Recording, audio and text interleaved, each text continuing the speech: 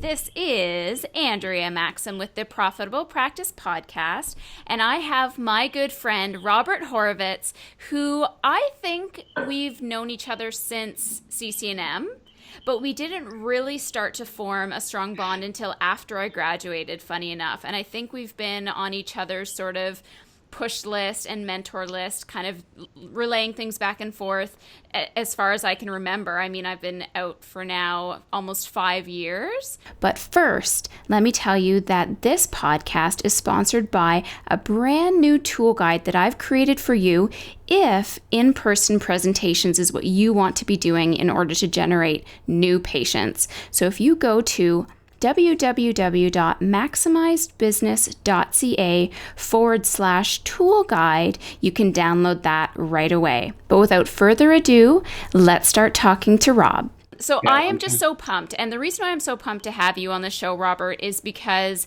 you have taken what we may consider an unconventional route to your naturopathic career. And I think it's important for people to know that, yes, while I'm coming from a stance of working out of a practice and helping people build their practice, there are other ways that you can conduct yourself as a healthcare practitioner, which doesn't mean you're stuck in a rental contract and in a brick and mortar location. There are other things that you can do to become successful. And I can't wait for you to tell everybody sort of what your life looks like. And I'd really love to know sort of, what was the transition from the college into where you are now and how that all went for you.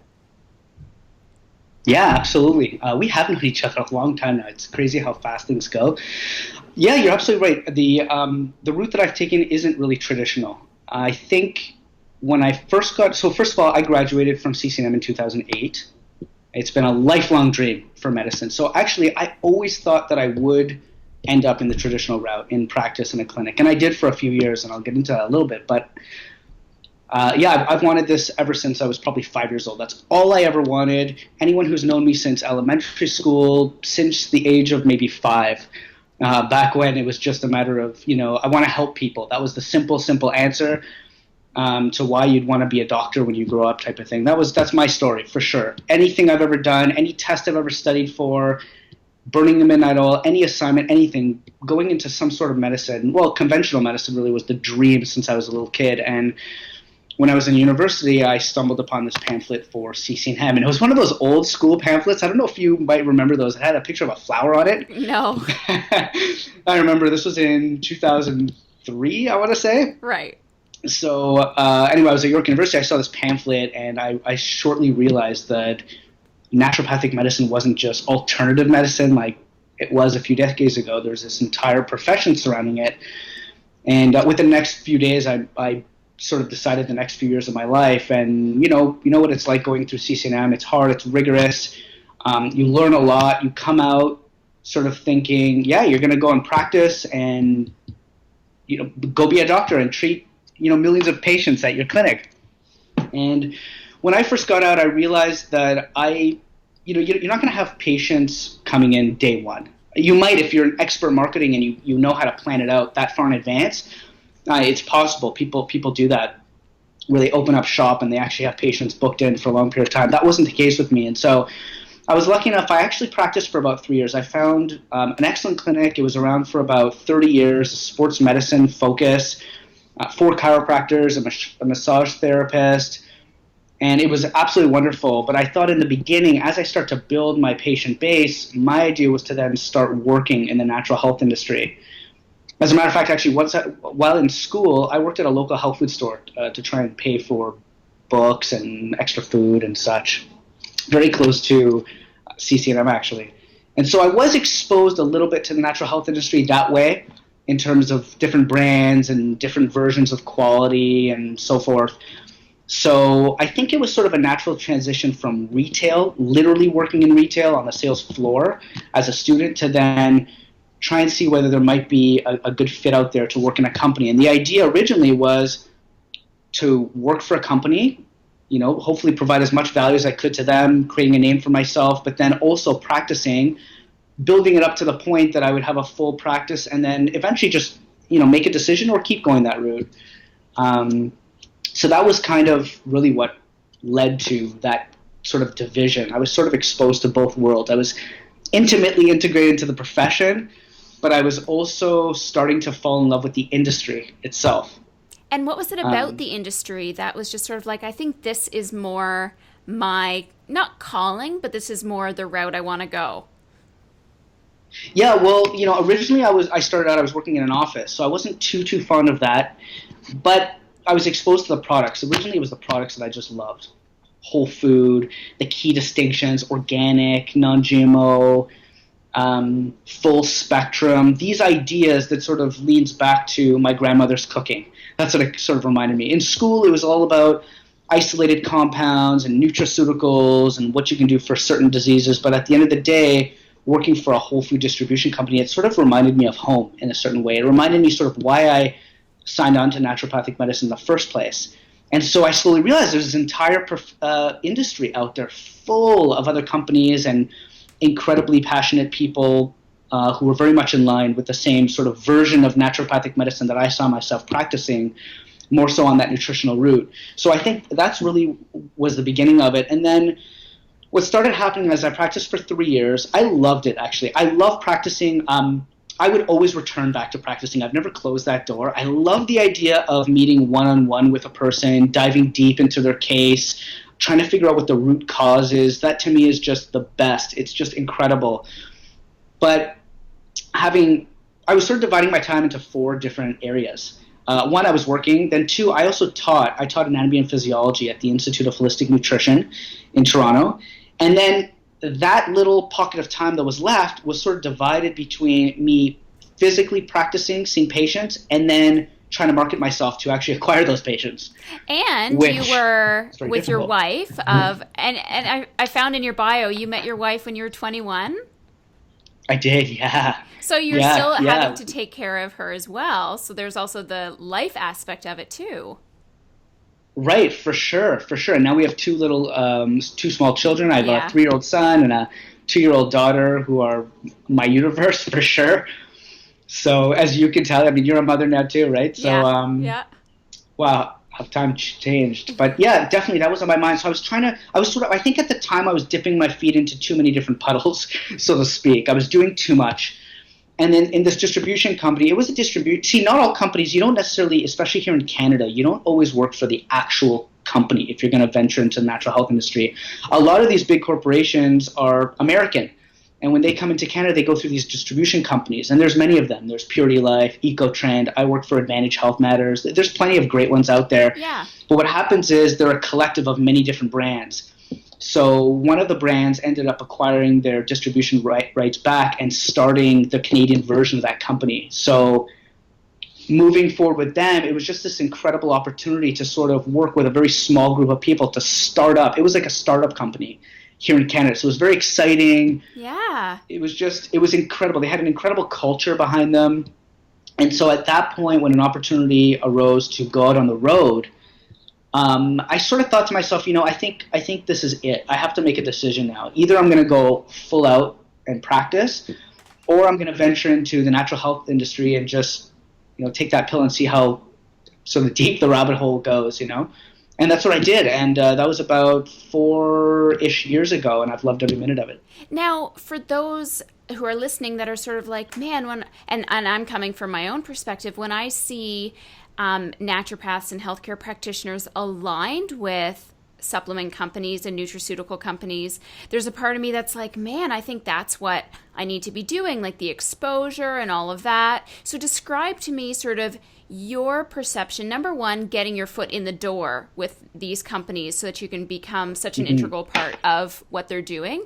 And number 2, describe, what the Hollywood side of it looks like versus what potentially like your role was with the company, because I certainly don't see your face on billboards and things like that, and yet you had a very predominant role with these companies. Right. Yeah, for sure. So there's different versions. I think so. Let me start with the first part of the question, which is sort getting the foot in the door. How do you get the foot in the door into these companies? So I think, but before you do that, I mean, there's a plethora of different companies out there, and I think especially for naturopathic doctors, where we have such a unique role in the natural health industry. I mean, it's really, the naturopathic profession is intimately intertwined with the industry. Just a lot of docs don't necessarily see that. They see them as separate, sure. but they're not. Yeah, like all of our patients are shopping in the natural health industry. You know, we're trying to teach them about different distinctions within the natural health industry. So I think that's an important distinction to make. But when you're approaching a different company, I think it's important, first of all, to be very selective. Know where your core values are, and then try and just learn as much as you can about that company in terms of where their core values are, and see if it might be a good fit. And I think that's the way you sort of get your foot in the door, by sort of identifying which companies might be a great fit, and start to think about a lot of the questions. Learning as much as you can about these companies. Specific events, though, the CHFA, that's the Canadian Health Food Association, there's 2 of them in Canada. There's one in September, October. That's usually in Toronto, the Metro Ontario Convention Centre, downtown Toronto on Front Street. And then there's one in Vancouver, which is usually May, April. And those are the 2 largest, best trade shows where all the vendors come in, all these companies coming in to try and get exposed to health food stores all over the country. So if you want to go and meet somebody from any company, this is your chance. This is your chance to get FaceTime. Usually you'll have the people from at the highest levels at this show. Yep. CEOs, founders, national sales managers, you name it, VPs of business development, whatever, they're all there. So one great way to do it is to do it in advance. I found that has always worked very well. You do your research, you go through the normal steps in terms of inquiring whether something might be a good fit through cover letter and inquiring and meeting people within the industry. But then when you show up to an event like the CHFA, especially if you have an appointment, it's a great deal because they'll set aside some time for you. And yes. It might not be for a specific job, but it might be just to ask them questions, pick their brain. What are they looking for? What type of positions are available? Where do they see the company going? What's important to them as a corporation? What are their biggest challenges? I think we as naturopathic doctors, we have so much to offer this industry in helping these companies overcome their challenges and telling their story. Yep. So I think that's a great way to get the foot in the door. Second part was the Hollywood side of it. It's so funny you mentioned that because it's so true. One of the best examples I could think of, I always use the American example. Certainly here in Canada, actually, we do have spokespeople. I'm trying to think of her name now. Dr. Kate something. What is her last name now? Anyway, she works for Natural Factors. She wrote a book called I think it was called The Calcium Paradox. Anyway, so she's a great example. But I always think of Andrew Weil, Dr. Andrew Weil in the U.S. So he's not a naturopathic doctor. He's a medical doctor, a Harvard graduate, but that's really swayed more towards the naturopathic side of things. He's been when Larry King was on, he was on Larry King like 5 or 6 times, built a name for himself that way. So I think a lot of these big names, they end up building themselves through TV. That's how you really get that poster. There's that radio host. What's her name now? She works for a company called Sierra Sil. Anyway, she got her claim to fame is on radio. So a lot of times going into the media first and foremost, getting media exposure is a way to then, when you approach these companies, you end up being sort of a spokesperson for the company. I never went that route, so my face was never in a bottle, although I'd love that. For my own ego, I think that would be fantastic. I was on the company, I was on their website as part of a scientific panel, like as part of a scientific advisory panel. Yeah, so I thought that was pretty cool, but yeah, it would be amazing to be on a bottle for sure. I think, especially if it's a product that you really believe in and you can really stand behind, because again, it's not just slapping your face on something, because you're also responsible for that too. So absolutely. So then let's talk about, okay, so now we're in it, and this is now the route that you took. Was there any fear to that? Was there sort of like, what was I guess the stereotype is we go into practice, that's what we do. Was there any of that sort of debate where you're like, oh, you know what, I just don't feel like I'm fulfilling what I went to school for now that I'm more in the industry? Did you have to go through that sort of mental dilemma, if you will? Absolutely, for sure. It was a huge debate, but it didn't happen overnight. It happened over the course of a long period of time. So it wasn't just a rash decision. It was slowly. I was practicing for 3 years. The practice was growing. It grew to the point where I started seeing referrals from patients. But again, a lot of my time was spent on the marketing side. And while in practice, I didn't really know what I was doing in terms of the marketing. I really didn't. And I was sort of fooling myself. I was really alone in it. I thought I had to do it alone. Although the clinic was great and I had incredible opportunities, we did fundraising events. We did hockey for the homeless, which is amazing. We've done incredible things as a clinic, and I got to collaborate with them. And certainly there was some inter-referral there, but two big challenges that I found in the clinic was that, well, one, I really didn't have a mentor. I didn't have somebody to take me under their wing and really show me what to do. I had fantastic mentors at school, and now I have fantastic mentors, like, you and I, we chat all the time. I mean, just collaborating, bouncing ideas off each other. It's phenomenal when you have like-minded people. But in clinic, I didn't have that at all. They were from a different mindset, form of practice. Yeah. Absolutely. And they were already established for many, many years, and it was different. And so while they were fantastic at marketing, chiropractic, massage therapy, they didn't know how to market naturopathic medicine. And to be quite frank, neither did I. Right. I just didn't know it at the time. But looking back now, I didn't know how to market naturopathic. Even now, actually, I'm not 100% sure I really know. If I can go back into practice, I don't, it's difficult. You have to continuously refine, make it simple, and appeal not to you and your ego or to, we're not appealing to other naturopathic doctors. We're appealing to the public.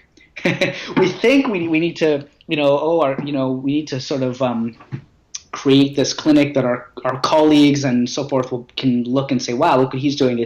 It's a successful model. But actually, that couldn't be further from the truth.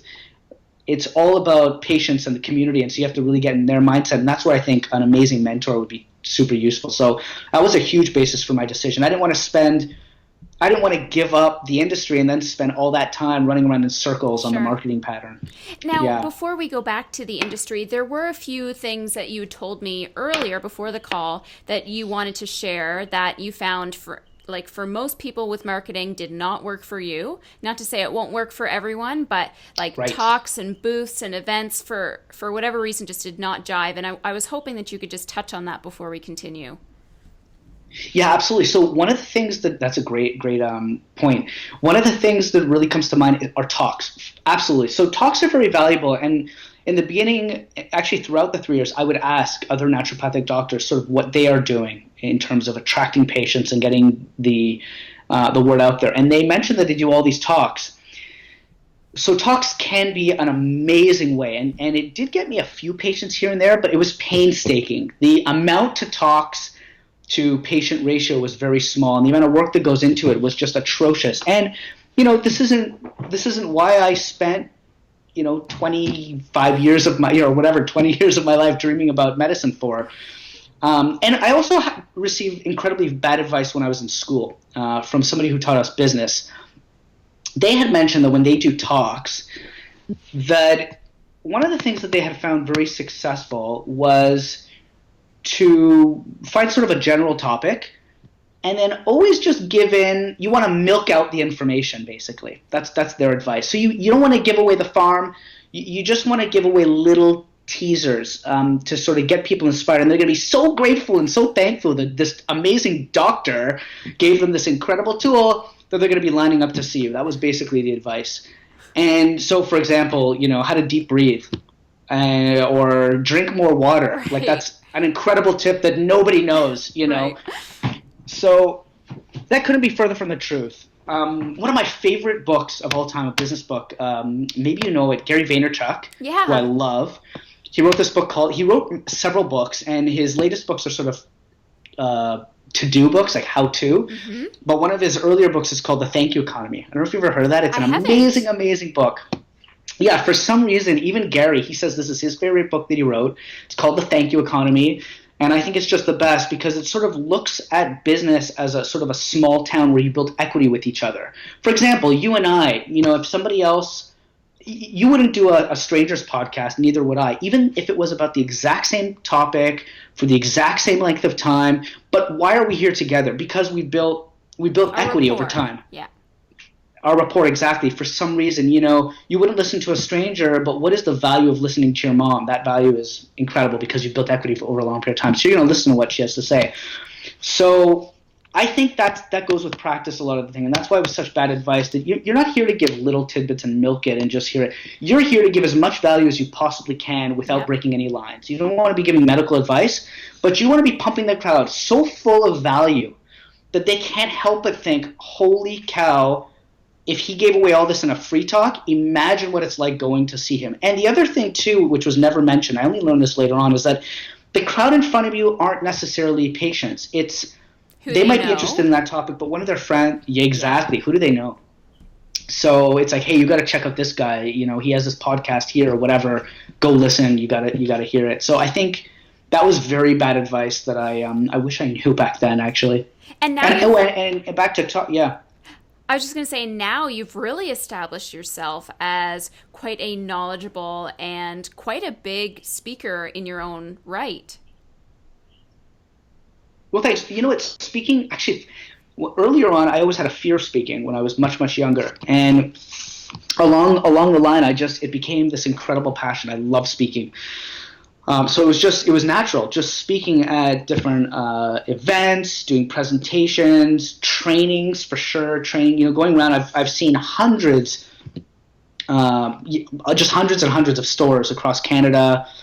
So doing those just became a natural progression, and I love it because you can stand there, and especially if you make it very dynamic the way we're doing this now, it becomes sort of a learning experience, but it's also just a fun engagement, and I think that's what it's all about. That's why I love it so much. That's why I went into medicine, really, to engage with people and to help with people. So I think speaking is very fulfilling in that way, which is why I really don't regret the decision to transition from a clinic situation to more of a role where I can speak and just interact with more people at once, I think. So let's talk about sort of what your business model looks right now, because I think right now you're really getting more into exactly what you said, the education piece, the video piece. So let's describe how that's been going for you and sort of what the next steps are, what you've learned. Yeah, so definitely what I've learned is, well, let me try and think of sort of a key thing that I've learned in terms of speaking. First of all, you have to know your audience. That goes back down to the basics. But I think knowing what your objection is with the speaking is very, very important. So for me, for example, because I don't practice, I'm not there getting patients. I'm there to sort of, especially working for a company, what you want to be doing is, so this is what I tell people I do. I tell people that I educate health food stores, or I inspire or teach health food stores, rather, how to then educate the public on key core distinctions within our industry. That's basically, in a nutshell, what I do. So when I do speaking, that's basically what it's focused on. My passion has always been on chronic disease in terms of condition. So I really like focusing on chronic disease. That's been a passion, a focus for a long, long time. But I think what I've really learned about speaking is you can't just put together a bunch of research and cite it all and just go by point. You really have to set the mood, inspire, enthuse, create a situation where it's very dynamic and people are engaged and asking questions. And actually, it's a common thing within the industry. I learned right away when I ventured into the natural health industry. They were asking me, like, sort of, why do you want to come in this industry? We've seen out of experience that doctors make the worst speakers. They told me this. And they're right, actually. Doctors do make the worst speakers. I mean, you've been to a lot of seminars. They're dry. They basically structure them like school, like curriculum. Yes. And the public, they don't want to read that. They're not going to understand it. So I think making it as personable as possible and just having fun, really. Not taking yourself too seriously as a doctor, I think is important if you want to go that route. But I mean, different strokes, Now, I love speaking to patients or future patients. Like, that's my jam. I am really good. I figured out the language. I know how to close at least 30% of the people that show up because I know how to put the information together in such a way that is dynamic. But for those people that are working in the industry and are talking to what I would consider sort of like-minded people, you're educating people like yourself, is there an element of fear that now that I'm sort of on the same playing field as the people I'm speaking to, I'm afraid I have to look a certain way, I have to speak a certain way, I have to give all this extra information, because there are a lot of people in the health industry that maybe want to speak to their colleagues. And I can tell you, for one, that is like the biggest fear of my entire life. As much as I want to be a keynote speaker for our people, when it comes to talking about health stuff to people that are on the same playing field as me, it just terrifies me, and I will avoid it to the nth degree. So how did you kind of go over that or overcome that, or what is that process like? Yeah, I think you have to know who your people are. I think my people, I've noticed, actually aren't from within the industry. I just know that about myself. So I could go up in front of our colleagues and speak, and if I could offer any value, that would certainly something over that would be worthwhile, which is also something to consider. I think that's the thing to consider. Can you offer them value?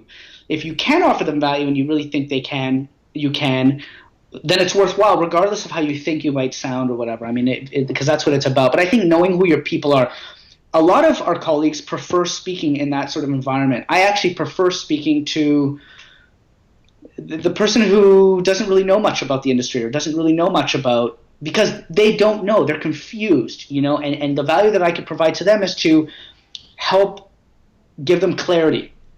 Without clarity, how are they going to achieve their health goals? People are sort of disenchanted by our whole industry. They think everyone's selling them something, and they don't know who to believe. So we get that from on the profession side, but we also get that on the industry side, in terms of supplements and quality and what will really work and what doesn't. And so I think it's really important just knowing who your audience is. And for me, really, I know my audience isn't really to speak to other doctors. They know it all, and I think that's where, maybe that apprehensive sort of feeling comes from, is that you're speaking to the know-it-all crowd. Yeah. So you feel this incredible pressure to sort of, oh wow, now I really gotta step up my game. But that's not why we became doctors, not to impress our colleagues, or at least I didn't. I became a doctor to hopefully add value to people who want to make a difference. The doctors can make a difference on their own. They don't need me. So, I've learned that over time. I didn't always feel that way when I graduated from school. I certainly had that, but I think that was in me. That was sort of an ego thing. Sure. I don't have that. Well, I mean, we all have it, but I've certainly come to terms with it. But that's also important to understand too, and I think the whole purpose of where our conversation is going is there's always pros and cons to everything. And if you want to go down this stream, this is who you're going to be speaking to. Are you comfortable with that? And maybe presentations aren't what you want to do. Yeah. I mean, you've just started to launch a YouTube channel as well. So even going into sort of how that's going and making those videos and what brought you into that other stream, because as you know, I also have a YouTube channel that I've been working on for a number of years, but that inspired you potentially to start it as well. So even with that, you have to have a certain level of rapport, and you're not seeing the other person on the other end, which makes it difficult, right? You're basically talking to your computer and hoping that the people that are watching are reacting the way you want them to. So even touch on that a little bit, and of course give us your YouTube channel as well. Yeah, so my YouTube channel, it's first of all, you can go to lifelongwell.ca, so www.lifelongwell.ca, and there's a tab there that just says Dr. Rob TV, and you can just click on that. So that's the best way. There's a speaking page on there. Anyone who wants to download my platform document, they could read more about me and what I've done, and see if there might be a match there, a potential fit. But yeah, it's incredible. Certainly, you know what it's like creating a YouTube channel. There's definitely that fear. I think that's why most people just don't do it. First of all, it's a lot more work than people realize. It's not just having a dialogue. It's all the behind the scenes stuff that goes on and the planning. And hopefully you just get better and better. And I haven't been around for that long, like you mentioned. I'm sort of just starting, and it's been a lot of fun so far. I'm really enjoying it. Yeah. And hopefully it just gets better and better as I go. That's the hope, like any sort of craft. Learn from the people like yourself who've already been doing it. But I think that's why a lot of people just don't do it. They have this fear. They're afraid of what other people are going to think, so they just don't get out there. They're afraid of sort of putting themselves out there. And you do have to get over that fear. You really do, and it's not easy. I had it. I still have it. I'm always sort of thinking, if somebody sees this, what are they going to think? But for me, what I do is I remind myself that it's not for that person. It's for this person. This is the type of person that I'm trying to reach. This is who I'm trying to add value to. This person who doesn't like it, well, maybe they already know it. It's not for them, or maybe they, they're just trying to be critical, or whatever it is. But if we allow ourselves to become consumed by that, we'll never end up trying new things. And so, for me, this is an incredible new thing that I'm trying, and I'm loving it. Good. And I do encourage people. And the biggest hang up that I find most people have is, well, how do I create something new? And from the people, like the podcasts that I've been listening to, and when I speak to other people, and even how I've implemented it in my own practice, is I'll get an email from someone who I'm following on their list. They talk about health, and I'm like, you know what? That information is pretty good. I'm going to make a video about it. So I will literally sort of regurgitate what I learn. If you get Google alerts, so that's the newest thing I've done, is I now have Google alerts for digestion or weight loss. And if an article comes up, I'm like, okay, I'm just going to summarize that in a video. The key thing to remember when it comes to presentations, when it comes to YouTube videos, when it comes to anything that you're putting yourself out there for, is that everyone is going to be engaging with you and your personality. The information they may have heard of before, but they didn't hear it from your perspective. They didn't hear it from your mouth. They didn't hear it with your personality built into it. And it's you that people are going to be buying into, and it's you that your patients are choosing. Because I've certainly had, at my seminars, I don't think I'm doing anything new. I talk about weight loss, food sensitivities, digestive health. Yeah. I mean, I'm sure they've heard it from many people before me. And yet I'll still have patients that have seen other naturopaths come to see me, and they say, you know what, you and I just have a better connection. And that's something to think about. Yeah. But you do have to put yourself out there. Definitely. Yeah, you definitely do. And it's true. Yeah, I mean, everything's been said and done. People, especially when it comes to lifestyle decisions, lifestyle choices, essentially it comes down to these basics that people just don't want to do. So, yeah, if they can hear it a separate way, or if they can get inspired, it all comes down to the presentation for that person. It's about getting inspired enough. Sorry. There's this old sort of, people need to be motivated, right? If they're not motivated or inspired, they're not going to do it no matter what. So I take the example of my wife. She'll probably kill me for mentioning this, but a lot of the times, no matter how much I kick and scream and sort of, encourage her to do this, that, and the next thing, and she encourages me to do the same, by the way. Her answer is just, you know what, if I'm going to do it, I'm going to do it on my own.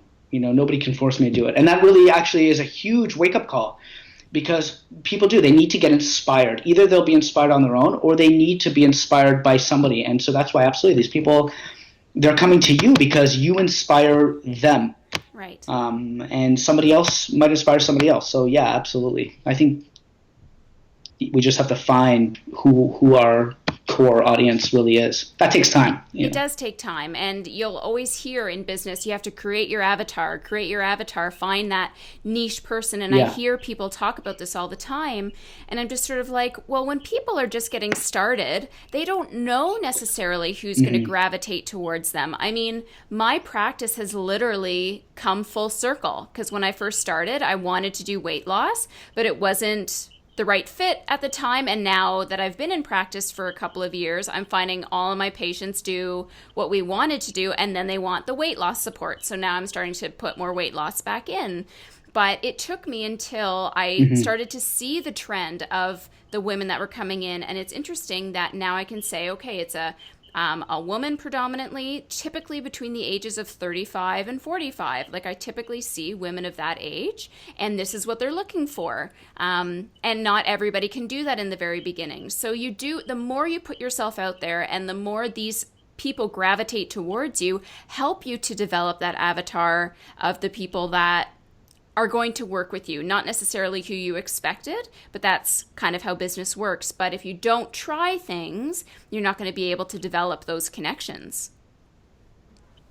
No, for sure. Yeah, like, where do these people hang out? Maybe it's a person who eats at Subway because to them that's the healthier choice. So that's where they hang out, or whatever. So yeah, it's definitely it's challenging for sure. It's a long time. So now, with regards to the people that are listening, and I know you have some opinions on people to listen to with regards to business advice and people to not listen to. And I would love for you to give examples of both.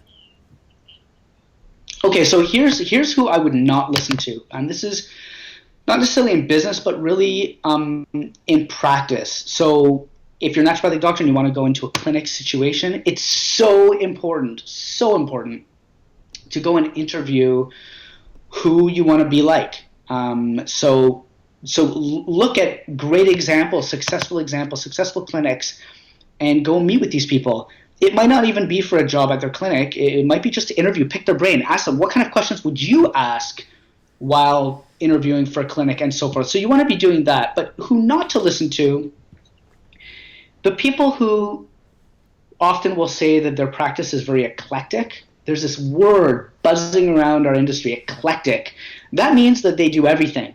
This is a person you do not want to listen to. I'm not suggesting that there's no successful models of this, but they're not an expert at anything. So in my opinion, I don't think they can really offer you a ton of value. I think your time is better spent looking at people who have a focused, specific practice so that you can really stand out. And then the other thing you don't really want to listen to is when somebody tells you that their marketing strategy has been word of mouth. Let me tell you something. I'm not disagreeing with that, but I want to say, duh. I mean, we became doctors so that we could, we didn't become doctors so that we aren't treating patients to the best of our ability so that they will recommend people. I mean, that goes without saying. We became doctors so we give people the best treatment possible.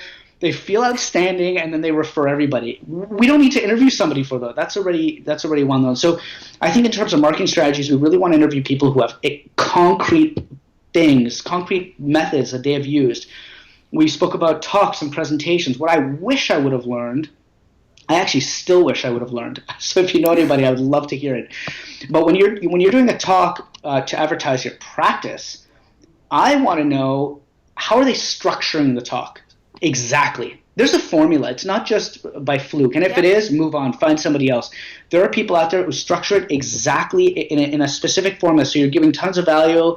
You might not be targeting that particular audience. You might already have a program set up and you have a sign-up sheet in the back. So you just casually finish your talk with a, hey, by the way, I'm having this incredible program. It's beta. It's brand new. It's at this price.